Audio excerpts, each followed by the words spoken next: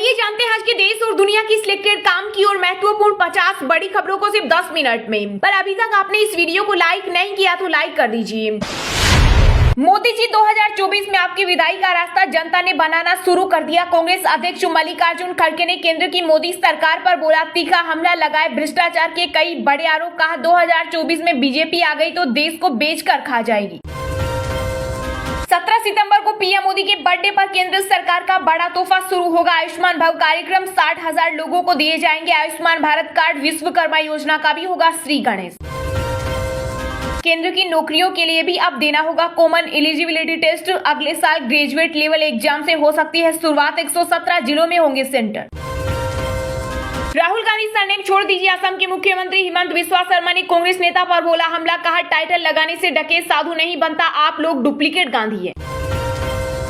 भारत की पाकिस्तान पर सबसे बड़ी जीत। एशिया कप में पाकिस्तान को 228 रनों से हराया। विराट कोहली, केएल राहुल ने जड़ा तथा कुलदीप यादव ने झटके 5 विकेट। सड़क निर्माता एजेंसियों को सीएम योगी की 2 टूक बोली, नई सड़क खराब हुई तो ठेकेदार ही बनाएगा दोबारा। हर सड़क की 5 साल की होती है गारंटी। रामलला की प्राण प्रतिष्ठा के दिन पूरी दुनिया में मनेगा दीपोत्सव। मठ, मंदिर और घर घर में होंगे अनुष्ठान। दिल्ली में इस बार भी दिवाली पर नहीं सुनाई देंगे पटाखों के शोर। केजरीवाल सरकार ने बिक्री और जलाने पर लगाया बैन। बीजेपी और जेडीएस 2024 में एक साथ लड़ेंगी लोकसभा चुनाव। पूर्व पीएम देवगौड़ा का बयान। कहा पार्टी का अस्तित्व बचाने के लिए लिया फैसला। प्रधानमंत्री नरेंद्र मोदी 14 सितंबर को चुनावी राज्यों मध्य प्रदेश, छत्तीसगढ़ का करेंगे दौरा। विश्व हिंदू परिषद के 60 साल हुए पूरे। नागपुर शोभा यात्रा में समर्थकों ने लहराई तलवारें। कांग्रेस की महासचिव प्रियंका गांधी आज जाएंगी हिमाचल। कुल्लू समेत 3 जिलों में बाढ़ प्रभावितों से मिलेगी। रिसीव करने चंडीगढ़ पहुंचे सीएम सुक्खू। सनातन धर्म पर बयान के बाद तमिलनाडु सीएम के बेटे उदयनिधि स्टालिन ने अब बीजेपी को बताया जहरीला सांप। कहा इसे देश से बाहर फेंकने की जरूरत। लोकतांत्रिक व्यवस्था में तानाशाही रवैया ठीक नहीं। केंद्रीय जांच एजेंसियों को निष्पक्षता से करना चाहिए काम। राजस्थान के सीएम अशोक गहलोत ने पीएम मोदी पर बोला हमला। बॉक्स ऑफिस पर जवान की कमाई से मचा हाहाकार। 400 करोड़ के क्लब को छूने के लिए तैयार हुई शाहरुख खान की फिल्म। मुसलमानों के कल्याण के लिए कांग्रेस से ज्यादा काम कर रही भाजपा। असम के सीएम हेमंत बिस्वा का बड़ा बयान। पशु चिकित्सा की तरह भारत सरकार की बड़ी पहल। एम्स की तरह ही दिल्ली में होगा भारतीय पशु चिकित्सा विज्ञान संस्थान। लालू प्रसाद यादव ने पत्नी राबड़ी देवी के साथ देवघर में बाबा बैजनाथ मंदिर में की पूजा अर्चना। कहीं पथराव तो कहीं जला दिए टायर। आंध्र प्रदेश के पूर्व मुख्यमंत्री चंद्रबाबू नायडू की गिरफ्तारी के विरोध में प्रदर्शन जारी। दुनिया के दिग्गजों के साथ हंसी मजाक और सेल्फी। प्रधानमंत्री नरेंद्र मोदी ने साझा की G20 की कुछ चुनिंदा तस्वीरें। कांग्रेस ने मोदी सरकार के खिलाफ लगाए भ्रष्टाचार के आरोप। कांग्रेस नेता पवन खेड़ा ने कहा जम्मू कश्मीर में हुआ 13,000 करोड़ घोटाला।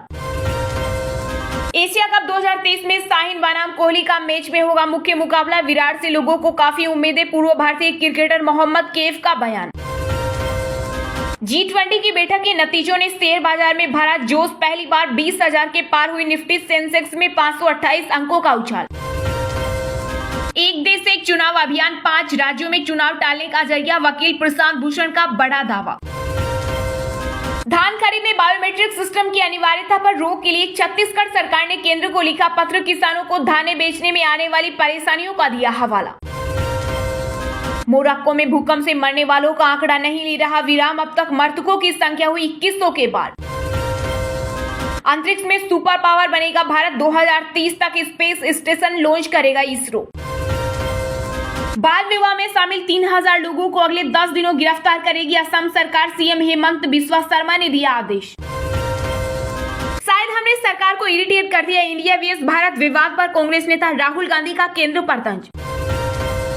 कांग्रेस अध्यक्ष मल्लिकार्जुन खड़गे ने केंद्र सरकार पर तंज कसते हुए कहा G20 की बैठक खत्म हो गई है। सरकार को अब घरेलू मुद्दों पर अपना ध्यान आकर्षित करना चाहिए। भारत और ब्रिटेन के संबंधों को बढ़ावा देगा FTA। दोनों पक्षों ने जल्द शुरू करने पर दिया जोर। भारत 2027-28 तक दुनिया की तीसरी सबसे बड़ी अर्थव्यवस्था बनेगा। IMF की गीता गोपीनाथ ने किया बड़ा दावा। CBSE की बोर्ड परीक्षा के पैटर्न में होंगे बड़े बदलाव। छात्रों को समझाने के लिए नए सैंपल पेपर जारी। सबका साथ सबका सबका विकास की भारत की सोच के कारण इकोनॉमिक कॉरिडोर सबको स्वीकार्य, केंद्रीय मंत्री अश्विनी वैष्णव का बड़ा बयान। भाजपा राजस्थान को बदनाम कर रही, मध्य प्रदेश में अपराध यहां से अधिक, कांग्रेस सांसद गौरव गोगोई ने दिखाया आईना। सनातन धर्म के अपमान पर क्यों नहीं बोले राहुल गांधी, बीजेपी और हिंदुत्व वाले बयान पर केंद्रीय मंत्री अनुराग ठाकुर ने किया पलटवार।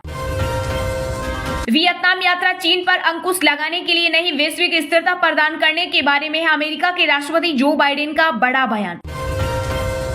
G20 सम्मेलन से रोडवेज को 3 दिन में 60 लाख का नुकसान, गाजीपुर और लोनी बॉर्डर को किया गया था बंद। पीएम मोदी ने की सऊदी क्राउन प्रिंस से मुलाकात, राष्ट्रपति भवन में दिया गया गार्ड ऑफ ऑनर। सऊदी अरब भारत का सबसे अहम साझेदार, पीएम मोदी ने कहा हमारे रिश्ते को नई दिशा और ऊर्जा मिलेगी। इंडिया का नाम बदलकर रखा जाएगा, भारत विरोध करने वाले छोड़ सकते हैं देश, बीजेपी के पूर्व राष्ट्रीय उपाध्यक्ष दिलीप घोष इंडिया गठबंधन को दी चेतावनी। बेंगलुरु में प्राइवेट ट्रांसपोर्ट्स ने वापस ली हड़ताल, परिवहन मंत्री रामलिंगा रेड्डी ने 30 से 27 मांगों पर दी सहमति। Olympic gold medalist Neeraj Chopra ने G20 के सफल आयोजन के लिए पीएम मोदी को दी बधाई। डीएमके सरकार ने मंदिरों की 5,000 करोड़ रुपए की संपत्ति वापस हासिल की, तमिलनाडु के मुख्यमंत्री एमके स्टालिन ने किया बड़ा दावा। तुर्की को गर्व होगा अगर भारत जैसा देश संयुक्त राष्ट्र सुरक्षा परिषद का स्थायी सदस्य बने, राष्ट्रपति एर्दोगन का बड़ा बयान।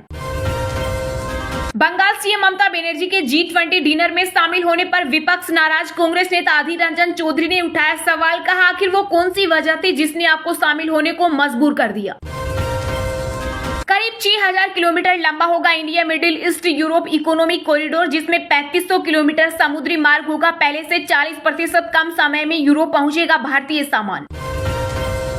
शाहरुख इकलौते ऐसे स्टार जिसने अंडरवर्ल्ड के सामने घुटने नहीं टेके, फिल्म निर्माता संजय गुप्ता का बड़ा खुलासा। चलिए अब जानते हैं जो आम आदमी के काम की और फायदेमंद खबरें हैं उनको विस्तार से। पर इससे पहले अभी तक आपने इस वीडियो को लाइक नहीं किया तो लाइक कर दीजिए।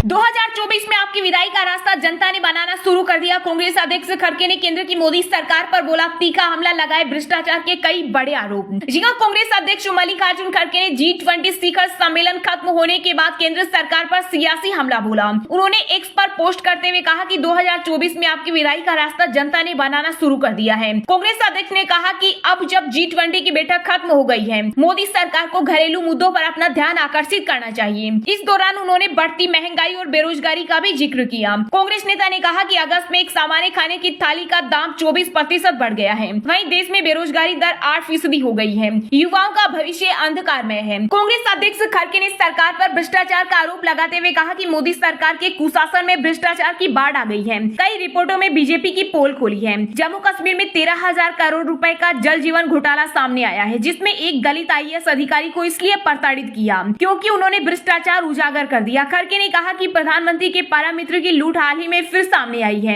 आरबीआई के पूर्व डिप्टी गवर्नर विरल आचार्य ने 2019 चुनाव के पहले आरबीआई के खजाने से मोदी सरकार को 3 लाख करोड़ ट्रांसफर करने के सरकारी दबाव का विरोध किया था। यह खुलासा अब सामने आया है। कांग्रेस अध्यक्ष खड़गे ने कहा कि इन सब के बीच मोदी जी सच्चाई पर पर्दा डालने की पुरजोर कोशिश कर रहे हैं, पर जनता मोदी सरकार के ध्यान भटकाने वाले मुद्दे के बजाय सच सुनना और देखना चाहती है। कांग्रेस नेता ने कहा कि मोदी सरकार ध्यान लगाकर यह सुन ले कि 2024 में आपकी विदाई का रास्ता जनता ने बनाना शुरू कर दिया है।